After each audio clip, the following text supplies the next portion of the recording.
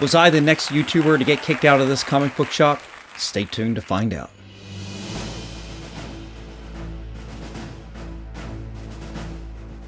Hey everybody, this is Rusty again with Collector Auctions, and today I've got a road trip video for you. I visited another comic book shop down in the Salem, Roanoke, Virginia area on my travels to southern West Virginia. Now this store was on my list regardless, but because of a recent YouTube episode from one of my fellow YouTube comic book creators, Sticky Goose, I couldn't resist going to this shop. I wanted to see if my experience was going to be any different and what it was going to be like. The name of the store is Basement Toys and Comics. And I'm going to end up showing you some footage from the store, and I will follow up afterwards, and I will show you the store a little bit because I was able to film there a little bit. And we'll show, I don't want to spoil anything, but we'll get into the books in a moment.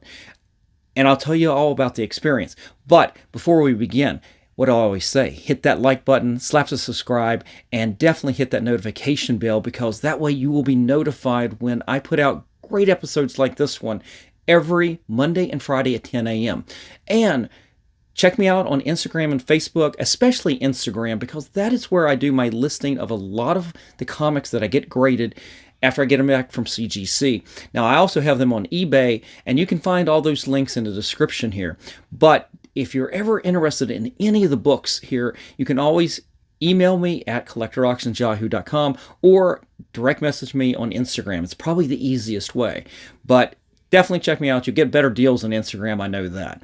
So let's get into this experience, and let me tell you, I'll follow up after all this footage from the store, and I'll follow up and I will tell you about the differences that I had from Sticky Goose. Stay tuned.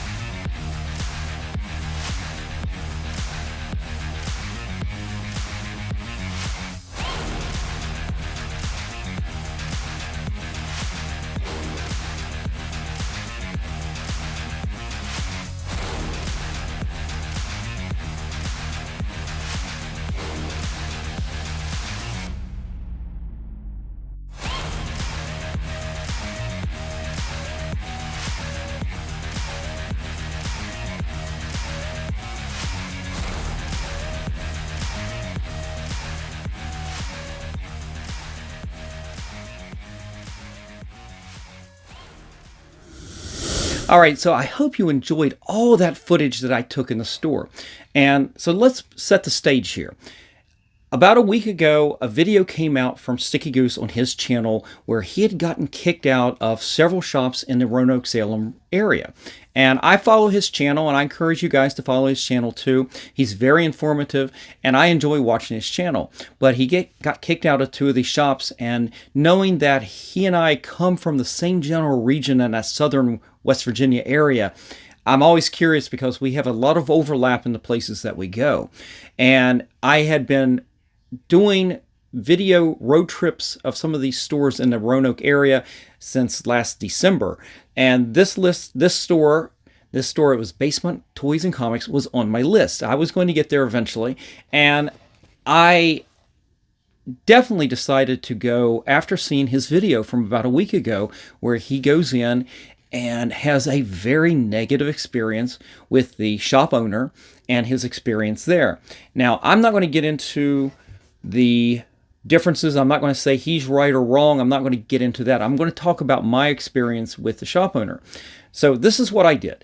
I walked in and I'm looking around because this shop, as you see from all the footage, I mean, it is jam-packed with toys, comics in the middle aisles. You had comics on the top row above around the ceiling. You had toys everywhere, new, old, a lot of vintage toys. You could find a lot of everything, and that's what you saw immediately as you walked in. Now, you also saw in the footage, you saw some back rooms as well. That Star Wars room was amazing, but nothing could compare to going back to the wrestling ring in the back of the store with a million little wrestling toys and magazines and everything. It was awesome. And the owner told me that they do some training back there. He teaches wrestling. He's a former pro wrestler. And that was just awesome. I mean, what a neat comic book shop. I mean, I don't think you'll find any comic book shop with a full-size wrestling ring in there. Well, I don't know if it was full-size. I bet you that was a training size. It didn't look huge, but be that as it may. So I go in and I didn't have a camera on me. And I usually film with my phone, so I put that away. But I came in and I'm looking, and I was immediately greeted by the owner, and I recognized him from the Sticky Goose video, so I knew it was the owner, and he was the only person there at that moment.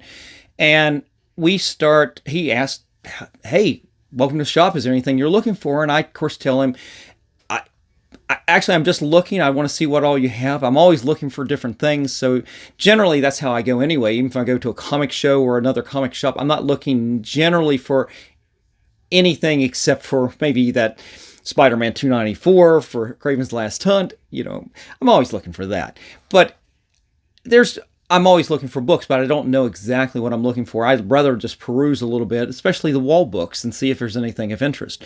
Well, we start chatting, and within the first couple minutes, it's like, this place is pretty neat. So I asked him, I said, "Hey, I've got a YouTube channel. Do you mind if I film?" And that immediately started a conversation, and it wasn't probably 30 seconds later that Sticky Goose got brought up, and he asked, "Hey, had you seen the video?" And I said, "Yes, I seen the video. I wasn't sure what your reaction was going to be when I came into the shop. I didn't want that to affect me in any sort of way. I mean, I don't have any ill intentions. I know that Sticky Goose really doesn't have any ill intentions either. But I knew that me being another YouTuber, that could be a negative thing."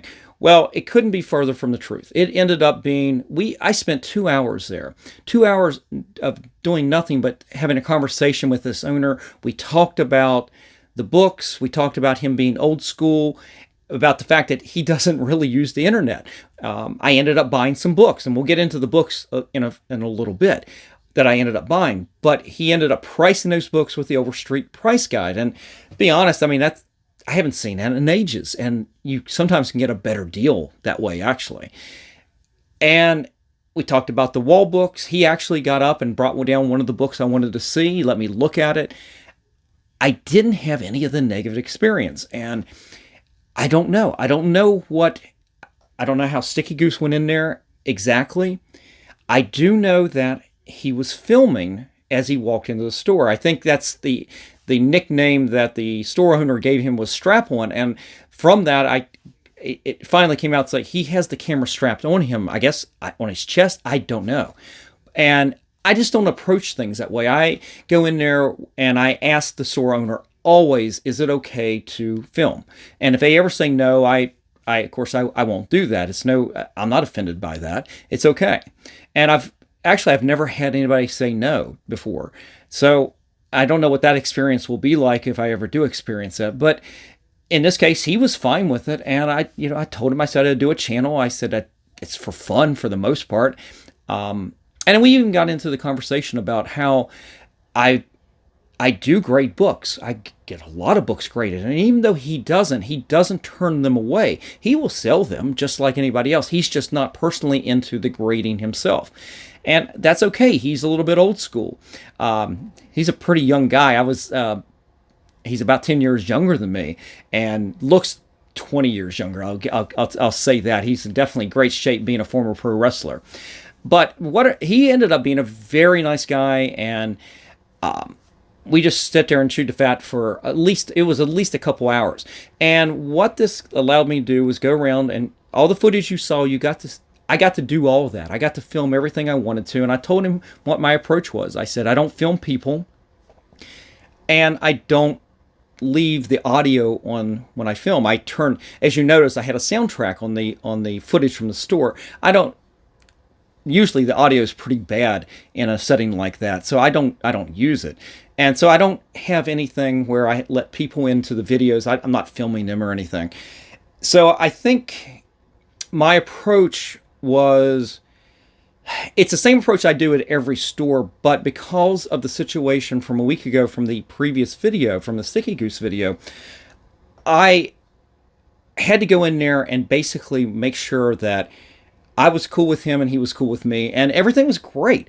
We had a great time, and that allowed me actually to go into the back of the store, and I ended up going back here. You saw this room that was filled up with nothing but Star Wars stories, and then you get back to the wrestling ring and all the toys back there. And he actually, in one part of the video, there's a room, if you saw that one little room that has nothing but just white long boxes in there and there's nothing else in there, the reason I put that in there, he's adding another room where it's going to be the dollar room. That room back there with all of right before I got to the wrestling, that's our $2 boxes. Every book in there is $2. And there was tons of stuff in there. Now, I didn't have all day. I couldn't go digging through everything. But I just want to say that I ended up having a great time, and I would recommend this shop to anybody. It is an old school shop. They don't have new comics. There is no new comic thing in there. Everything is vintage. And I found a couple things that I liked when I started going through the boxes, and the book that he brought down off the wall was an Avengers 144, because I had asked about that. He had said he'd got an Avengers collection that in the next couple of weeks he's going to be pricing. And I said, well, there's a couple things that I'm always looking for, and I mentioned 144. And as we're walking around the room, because he walked around and we were looking at some of the books at the top, and there was a 144 up there, and he was very nice. He pulled it down and gave me a chance to look at it and everything, and he priced it for me. It was a good price. It's just not the condition that I wanted, so I put that one back. But I did pick up some other books, and I'll show those to you in a second. But, guys, definitely give Basement Toys and Comics a try the next time you're down. This is in Salem, Virginia. Give them a try. What a great little shop. It's bigger. It doesn't look big on the outside, but it's one of those you go inside and it just keeps growing. It's huge on the inside. And I really enjoyed my time there. And if you get a chance to go in, definitely say hi to Justin. He's the owner. Say hi. Say Rusty said to say hi from Collector Auctions. And I told him I'd reach out after this video. So I hope, Justin, when you watch this video, you get a chance to watch it. And I hope you enjoy this, because I enjoyed my time there with you today. I'm filming this the night after I got back to Maryland from visiting your shop. So anyway, let's get into the books and go over those, because I have some really nice books. They're not huge books, but there were definitely some nice high-grade, smaller books that are always good for the PC. All right, so the very first comic that I ended up picking up is a personal favorite. It is not a super expensive book if you get it graded, but it is a good book. I think eventually this is one of those books that will start to grow in value if they do more with the character in the MCU. This right here is Magic #1. This is, of course, the miniseries from 1983 by Chris Claremont. You had the artistic team of John Buscema and Tom Palmer. You know, guys, that my favorite art team of all time from their Avengers runs, both Avengers runs. But they did this miniseries as well, and this is just absolutely fantastic. You get to see Illyana Rasputin, Colossus's younger sister, and this is where she grows up in limbo in this dimension, and just fantastic artwork. You get these alternate versions of the X-Men there. It's a pretty disturbing story to see her childhood and her grow up in this hell, basically. But this is a book that I just picked it up mostly because it was in high grade, wasn't expensive. None of these books were really expensive. But if you ever decide to get this book graded, you're not going to set the world on fire. It only is a 9.8. It only goes for about $86 on eBay. It went for that just a few days ago here in February. Now, it did have a high, I think it may have been a little bit higher about a year ago, but back in December, it went for about $120. So again, here we are in that market's down a little bit on some of these graded books. But as a 9.8, this is the most graded book on the census as a 9.8. So definitely a decent book. I always just like to have it in my collection. The artwork's fantastic. The second book that I picked up was Superman #1. This is from John Byrne. This is from January 1987. You've got a reboot of Superman. This is right after the Man of Steel that John Byrne did when he rebooted Superman. This is the first issue of the new Superman series. And just fantastic artwork. I've got a copy of this signed by John Byrne. He signed it on the inside right on the splash page. But this is a book that still has a lot of value at a 9.8. 9.8s go for at the minimum about $125. And why do I know that? Because I literally, if you go to Go Collect and you see the last sold of this book right here, that's mine. I sold that. I had it listed for about $150. I ended up taking about $125 for it. I felt like that's a pretty fair price in this market and time and everything. Of course, I'd like that book to grow up in value, of course. But here I go. I sold a book and I'm replacing it. And this is a really nice book. And this is actually better than the one I sold because that one was a direct version. You've got a newsstand version here. And just a great book. The artwork is so fantastic. I think for a lot of us that grew up and enjoyed John Byrne at his best with the X-Men and Fantastic Four and then Superman, I think we're spoiled. I can't look at today's artwork without just thinking John Byrne, and not in a good way. I'm saying that you guys, you're not John Byrne, and what are you doing? What is this artwork? There's very little artwork in today's comics that, to me, compared to anything that he did back in the day. 40 years ago at this point. But what a great book. I'm glad to have this back in the PC. Next up is a favorite of mine. You guys will get tired. I'm like deja vu. It's Groundhog Day all over again. I picked up 2 copies, not one, but 2 of X-Men 213. I couldn't resist. One's a newsstand, one is a direct. I can't resist. Guys, I love this. Even after getting my 9.8 graded version of this, I still pick this book up. I love this book. What a great cover. Another Claremont great book with Alan Davis on here. First cover of Wolverine and Sabretooth together. Just absolutely beautiful. I can't go wrong with that book. This is a tricky book though.